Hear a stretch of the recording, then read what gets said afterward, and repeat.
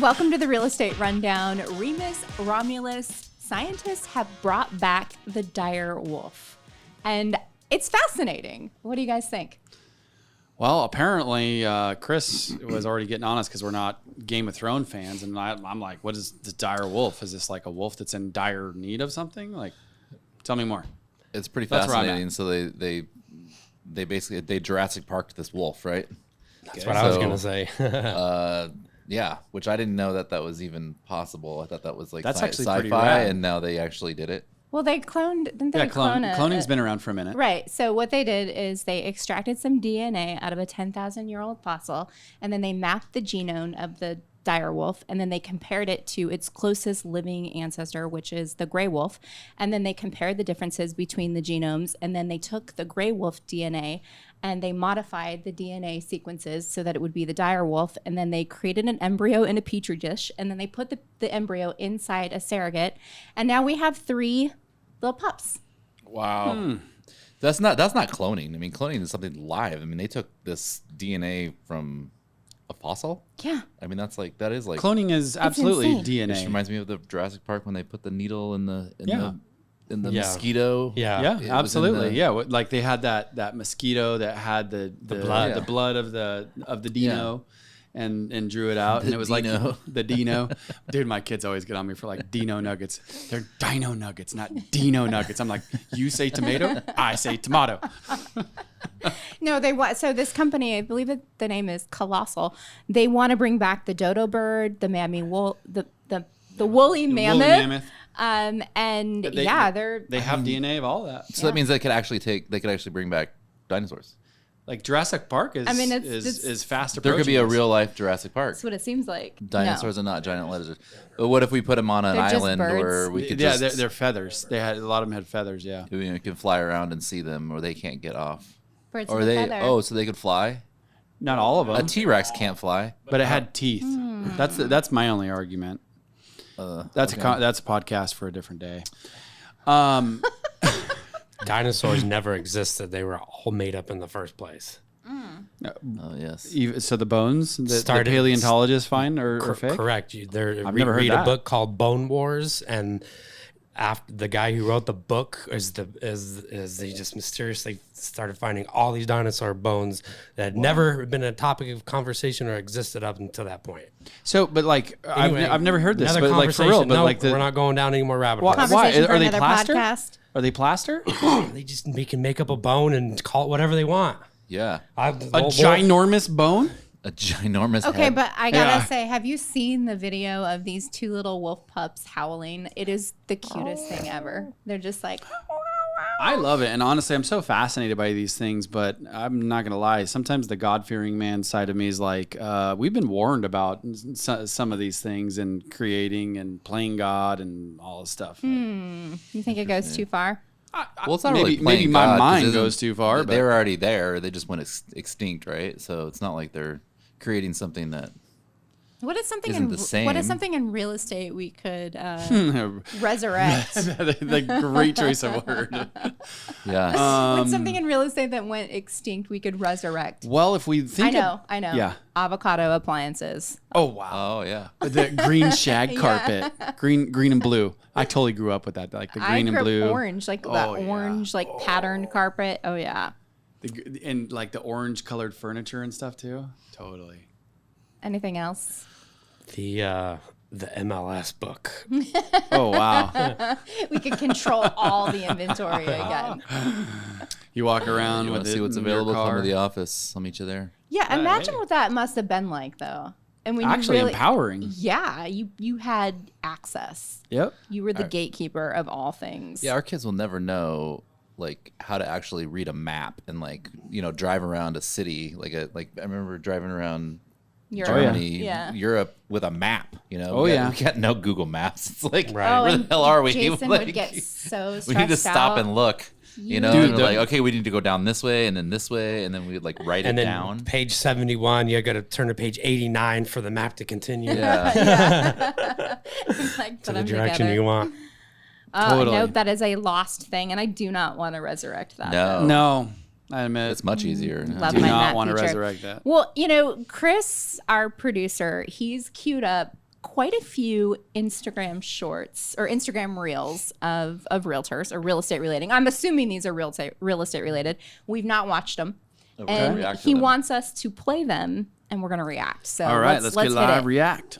Everyone really wants to hear this. Worst time to buy a house is in May. It's because there's too much competition with people who want to move in summer that every year prices spike. But another thing that no one tells you, find a house in March and get your keys in April, your first mortgage payment is not due until June 1st. So smart home buyers start searching in late March and early April so you can get ahead of the competition and save money. Come on House and I'll send you the free home buying 101 class to learn how to avoid mistakes and save money.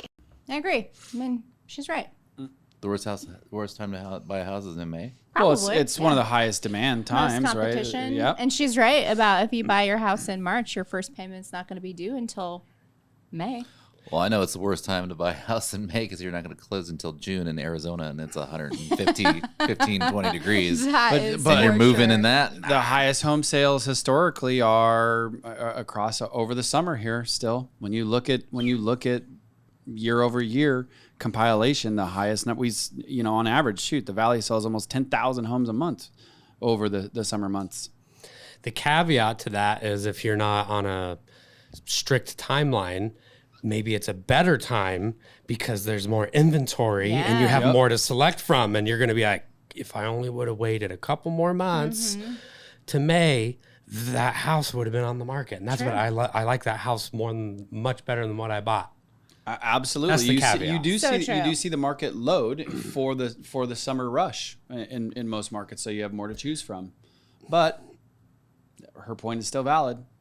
I like how she used comment this for that and engaging her audience. And yeah, good job. Good video. But yeah, her, other her than- energy and Other delivery than of that, it was awesome. I can Great get reel. behind it if job. if it's done right. Yeah. All right. Let's hit it. We waited too long. Well, keep checking them. Keep looking. Okay. I don't know what market this person's in, but Yeah, 300,000 that's a in little 2021. I think that was a bit of a stretch. That's 100+%. Yeah. And we increase. know that in general, the entire run up of that time period was not. Okay, so I was just looking at a house today in Florida that's in the Tampa area. And I always go back. It was built in 2020. And I always go back to see, like, well, how much, What's the what history? did it sell for back in 2020? It sold it sold March of 2025, just recently, at 385. It originally sold November 2020 for 315.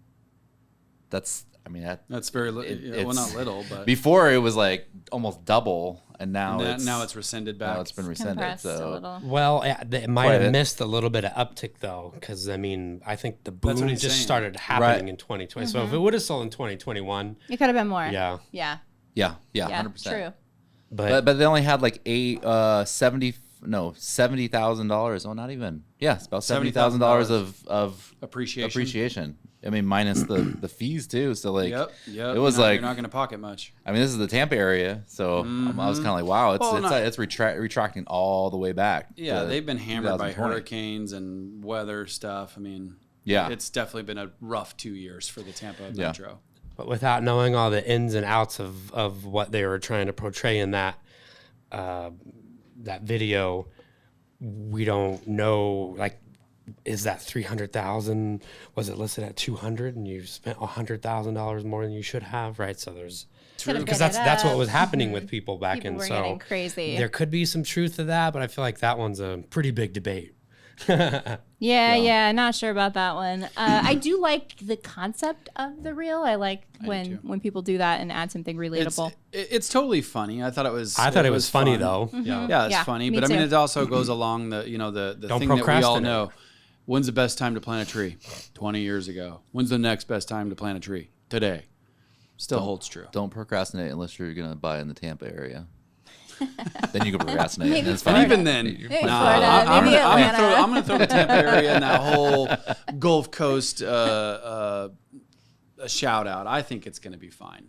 Yes, if you're looking to sell I mean, now to probably It's gonna the be next, fine, but 18 months, you're probably going to get punched in the mouth.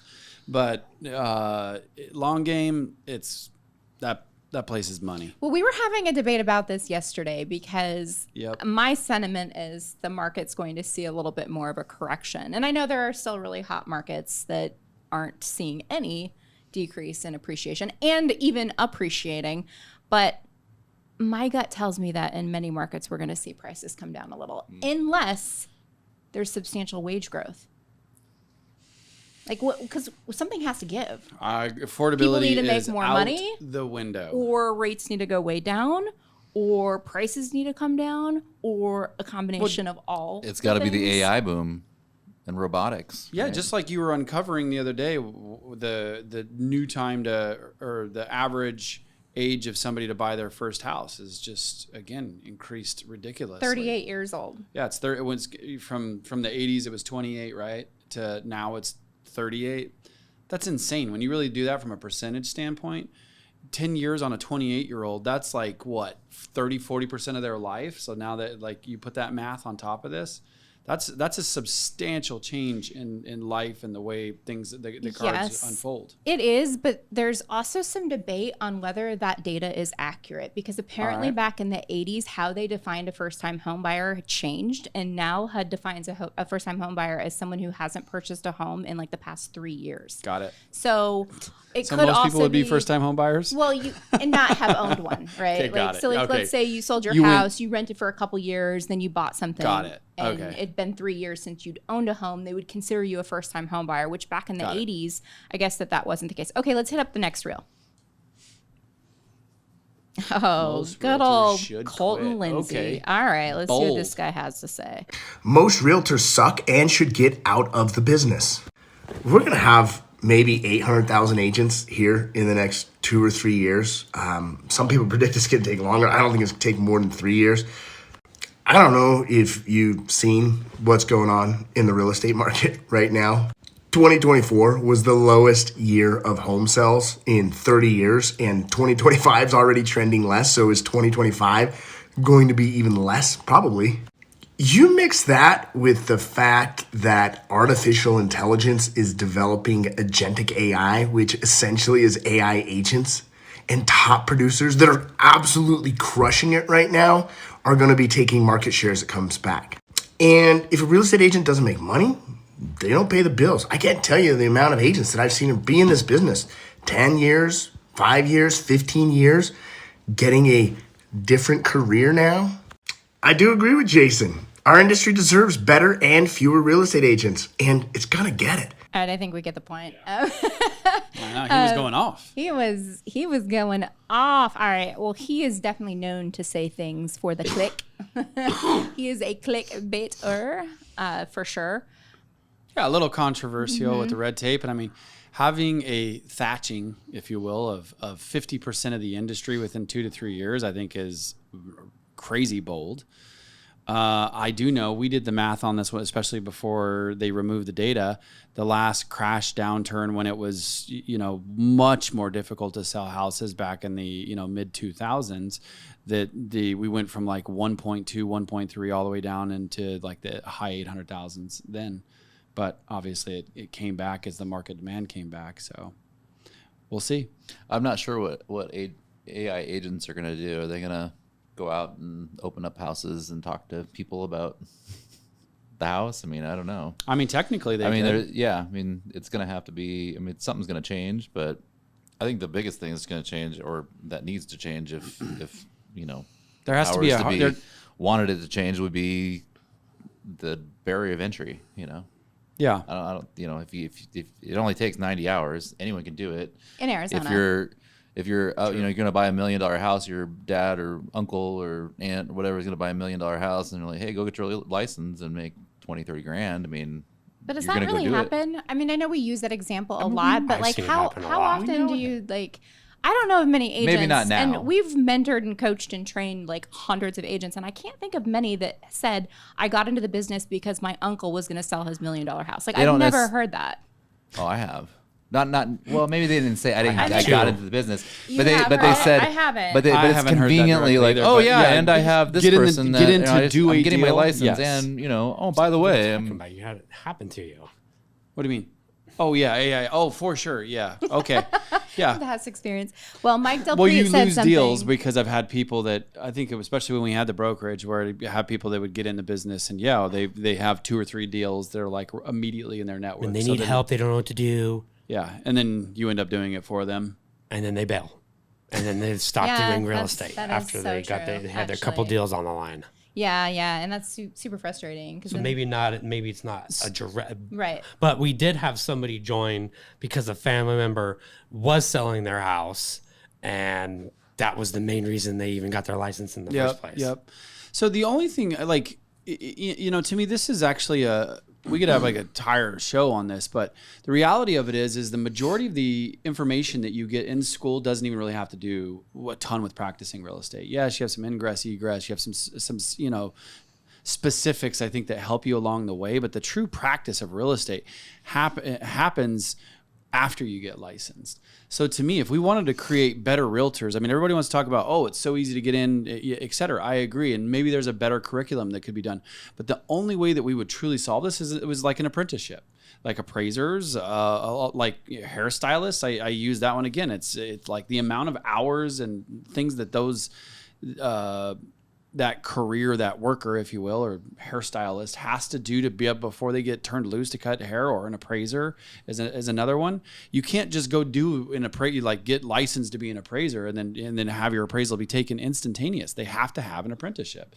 And I think to me that's how we would potentially solve It's this. fascinating. Okay, It probably takes longer to get your hair license. It or does. the It's haircut license. And they 1,500 have to have hours in I was gonna Arizona. say they have to have 1,500 hours in Arizona to get your cosmetology license. And Some vain but people. okay, so the reality is we do have that, Elliot. It's called your broker.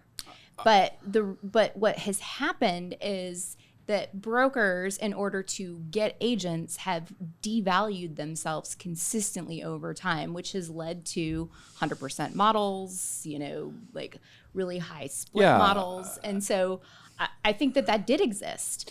I think it did exist too, but I mean, and what I'm about to say is going to be controversial, but there's a lot of brokers that I know personally out there, and I'll just leave it at that. And they wouldn't be the best mentor especially for building a business. Like I said, I guess there again, that's the different controversial statement too, because you have people that are going to be happy doing 5 to 10, 15 deals a year, but to actually build and understand what it takes to run a well-oiled machine, the systems, the processes, true prospecting, true appointment setting, true, overcoming objections. What is a buyer console? What's a seller console? Like what are all of those types of things? And then from there, what are the lead sources? What are the systems? How are you going to run those funnels? Like there's so much to it. Well, Mike Del Prete recently analyzed CoreLogic data. Apparently 85% of the entire U.S. market in the transactions. And what he found is actually in contradiction to that reel we just watched, where Colton said that basically it's the part-time casual agents that are struggling. It's actually, according to Mike Del Prete and his data, that's not the case. What's actually happening is the agents that are casual or part-time, their productivity has essentially kind of remained the same. And it's the agents that typically do 6+ transactions or more per year that are losing ground. And so based on that, what that tells me is that maybe the buyer, maybe the seller would rather work with an agent they trust than the agent that's cold calling or hardcore prospecting or marketing. And maybe they don't care that agent just got their license because they trust them. Mike Del Prete also said, which I thought was really interesting, agents are like cockroaches. They're survivors and they tend to stick around. So I don't know how I feel about being compared to a cockroach. Those are the entrepreneurs. Man, he must have been talking to Mr. Wonderful. Right? I know. Just step on you like the cockroach you are. Wow. So we're I like could little totally hear him say cucarachas. the cockroach.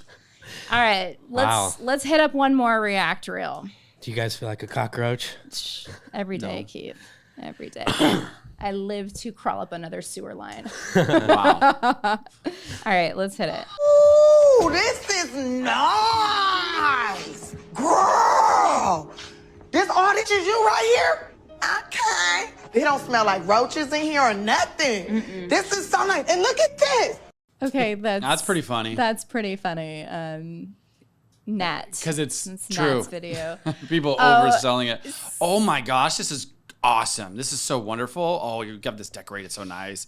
I've heard and seen that so many times. She's obviously joking around about how whenever we show up to a listing appointment, we just compliment the seller. Well, what else are you supposed to do? Walk in and be like, this is a shithole. It stinks in here. I know. Why the hell do you, You have better all do those this, photos this, up and on this. it? If you want to sell, like, they're going to be like, nah. I mean, It's a little cluttered. Oh, your stuff's dated. It's called building rapport. I think. You got to get the listing signed before you say that. Yep, exactly. Or you can delicately mention it later, but when you first get there, you know. No, that's always, Agreed. it's always awkward. It's awkward when someone's showing you around and you're just like, wow, like I've seen a lot and this is a lot, and you're just going like, what? You're Or when people like stepping over dog think poop their or house something. is amazing or decorated amazing, and it's very much so to their taste only. And they tell you how expensive it is and how rare it is. And, Oh yeah. and how, but I'm just like, maybe, but as ugly as ugly. Do you guys remember like You got a Miami family Vice? member that's interested? Oh, Miami Vice. Do you remember that listing we had in Red Mountain area, and it was like this couple was plucked out of the 80s. Oh, it was wow. like Don Johnson, and like everything in the house like reminded us of Miami. Stop whining. Your kids are soft. You lack discipline. Right. I love this man. one. Yeah. It's pretty funny. That one speaks for itself. Pretty funny. It's a rough market for younger buyers. Yeah. Affordability is out the window. We all know that, and especially with buying houses that are even affordable, you need like another mortgage a lot of times to improve the property. So Yeah, but the resources that these kids have now, they have a ton of stuff. I mean, They do. We always talk about like if we had social media during when Oh, we would have. our cell phones and these I can't even communication devices. imagine. Like, oh Yeah. my gosh, it's totally next level. World domination. Yeah. every World opportunity, domination. that is very true. It just feels so weird to wrap this up. I don't even know what to say. Let's watch another one then. Shoot. Posting a celebratory photo with your client at the closing table is the last thing you should be thinking about at the end of a deal. Here's a piece of content you should actually be worried about at the close of escrow. When you post a just sold and a giant sign with a key at the title company on your Facebook page, you're wasting a huge opportunity to generate more business. Here's a piece of content you must create instead. After the deal closes, schedule a 15-minute Zoom meeting with your client and do a case study review where you ask questions like, what was the most important piece you were looking for when hiring me as a real estate agent? What was the price range of your property? And what was your favorite part of the experience while working with me? And the final is, would you recommend other people work with me and my business when buying and selling real estate in the future? So I love the idea. Not a fan of those questions. I think that those are like, I mean, yes, you want to get a testimonial, but I think you have to, like, consumers are smart. I love the idea of that 15-minute post-console Zoom, but like, let's go over their experience. What was important to them? What did you like best about the house, right? Like, you have to do it in a more clever way that uncovers your skills and how you got there versus, hey, why did you like me? What's me, right? That's what I got out of that. I think it's in general though solid advice Solid because advice. a lot of agents are getting really good at taking the photo of the couple or the buyer, the those seller. are so. I've never done one of those. I don't think ever, and I think that it's so distasteful. It's terrible. You're not a fan. Not a fan. I hate them actually. But I think there's a lot of homeowners that really like it because then it's them not bragging that they bought a house or something like that. They can it just goes on their page and like, oh look, I bought a house, and then instead of like going like, hey, look at me, I bought this house. I think they appreciate it. So Yeah, it's kind I of can like their see way that. of saying that they moved and they bought a house. So maybe the photo, in addition to the little 15-minute Zoom case study, solid idea. For some buyers. I mean, obviously not all buyers. I wouldn't like it myself, but I know lots of buyers that don't like it.